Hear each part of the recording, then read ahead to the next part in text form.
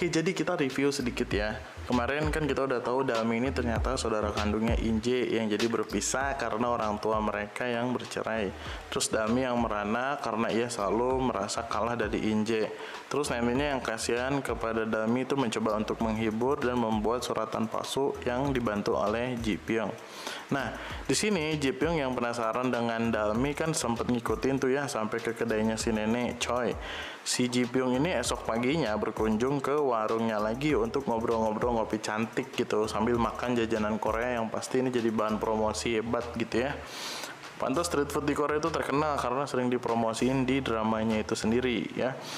Setelah berbincang sedikit, si nenek Choi memastikan Ji Pyong memiliki masalah nih, ya kan? Karena coba inget deh di episode kemarin omongan si nenek Choi itu, kalau ada kesulitan baru datang, ya kan? Nah, masalah salah satunya yang Ji Pyong miliki ini adalah ia masih jomblo di umurnya yang sudah 35 tahun dan tentunya belum menikah.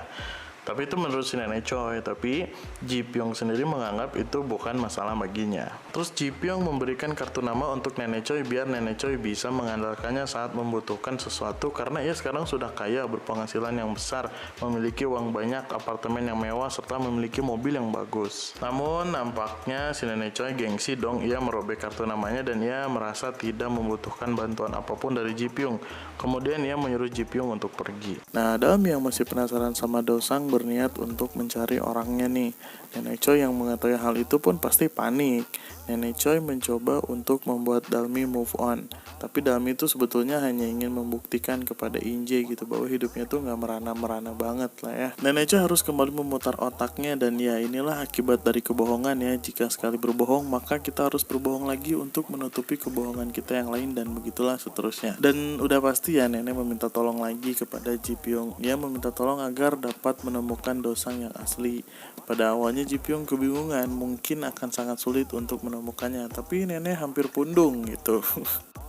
Dan jadinya dengan terpaksa Ji Pyong harus mau membantu nenek Choi lagi. Setelah itu kita diberi gambaran perbedaan kehidupan antara Dami dan Inje. Scene ini scene keren sih ya.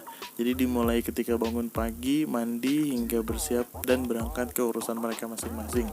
Dami ke tempat ia bekerja dan Inje bertemu dengan ibunya. Ya sedikit aneh sih awalnya di sini, saya kira ini kliennya yang ingin bisnis gitu, tapi ternyata itu adalah ibu kandungnya sendiri. Dan terus kenapa mereka nggak serumah? Dah udahlah gimana sutradara aja lanjut. Ya, aku bingung sih ya. Kenapa si Inje sama neneknya ketemuan di restoran? Kenapa nggak serumah gitu? Aku mikirnya. Emang gitu kan filmnya? Apa aku salah menangkap? Kamu tahu gak sih yang itu? Oke, lanjut. Di toko tempat kerja Dami yang tampaknya seperti warkop modern gitu ya, ternyata sedang ramai oleh pengunjung. Dami malah lebih semangat lagi untuk bekerja. Berkat ia, warung kopi itu berhasil tembus menjadi penjualan tertinggi dan diapresiasi oleh rekan kerjanya sekantor. Di sini lain kita lihat Inje yang sedang bersama ibunya tampak tidak harmonis nih. Sebenarnya tujuan Inje adalah mengundang ibunya untuk ke acara Inje dan memberitahukan bahwa Dami akan datang juga. Nah, namun dasar ibu-ibu nyinyir aja kerjanya gitu ya. Jadi ya sempat ada konflik gitulah antara Mak dan anaknya. Khas-khas gaya drama gitu. Di markas besar perusahaan Samsontek yang mana pendirinya itu adalah si Dosang, terjadi keributan antara investor dan startupnya perihal urusan hasil yang tak kunjung jelas dari perusahaan Samsontek ini. Alih-alih para kru berusaha untuk ngumpet, alhasil ketahuan juga. Mau tidak mau mereka kena sidang hasil evaluasi yang tak kunjung mendapatkan hasil. Ternyata investor itu merupakan orang tua dari Dosang sendiri ya. Di sini ada adegan yang lumayan buat ngakak dah. Intinya mah ketika si Dosang dan para kru mencoba untuk mendemokan alat pemindai benda gitu ya, yang diarahkan ke wajah ayahnya itu selalu berkata toilet gitu.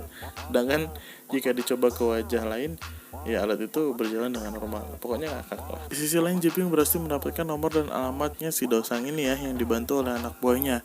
Kemudian dia mencoba untuk datang ke kantornya Dosang langsung, karena waktu ditelepon-telepon Dosang itu nggak ngejawab kan. Nah lucunya dengan secara kebetulan ia bertemu dengan Dosang dan para krunya yang lagi dikejar-kejar oleh para investornya. Ini ngakak lagi di sini nih.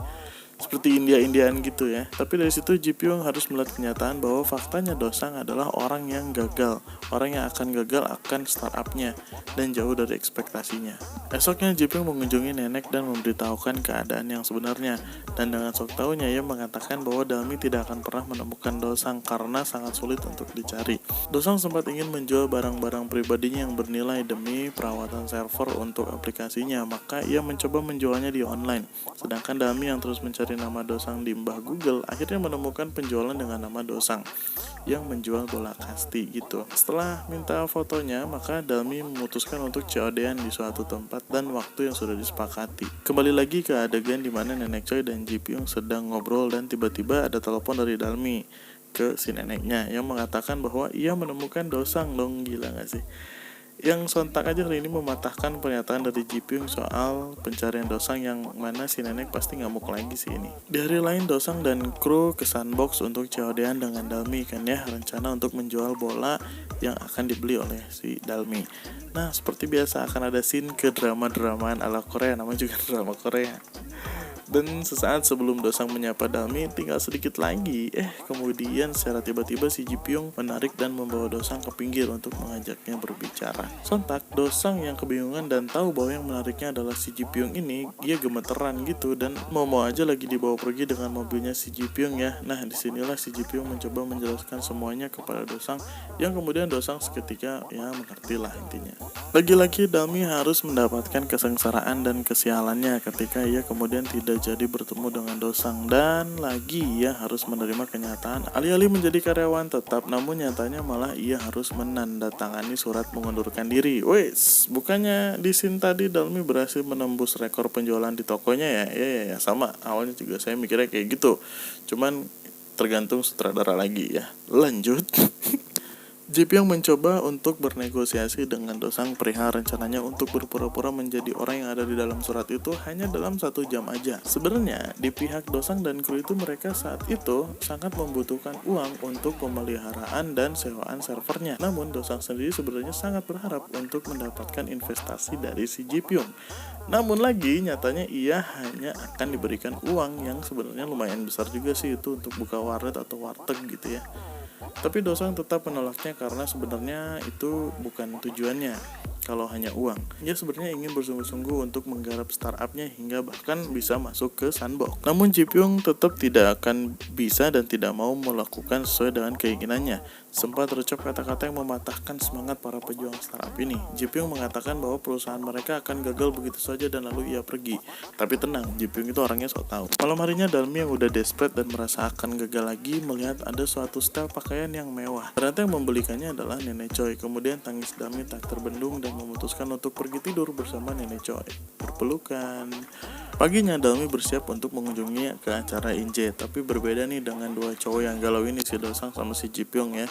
Mereka masih galau nih mau datang apa skip gitu. Si Dosang ini tiba-tiba minta satu setel pakaian jas rapi dan OTW dengan sepedanya. Dan si Ji Pyong juga nih tiba-tiba memutar balik menuju ke arah acaranya si Inje. Di gedung acara terlihat Inje dengan ibu mengenakan pakaian dan kendaraan yang wah juga ya. Sebenarnya tidak dijelaskan gitu ya timeline kegiatannya, soalnya kan aku bukan IO-nya gitu. Tapi yang pasti ketika lampu mati, entah kenapa, apa mungkin karena ini serial drama, jadi ya kedatangannya si Dosang itu menurut saya epic banget gitu ya. Dan khas drama banget sih. Jadi ketika lampunya mati, nongol tuh si Dosang kemudian menghampiri Dalmi dan berucap, 많이 기다렸지.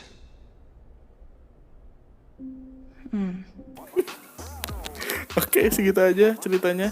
Kita lanjut ke part selanjutnya. Thank you.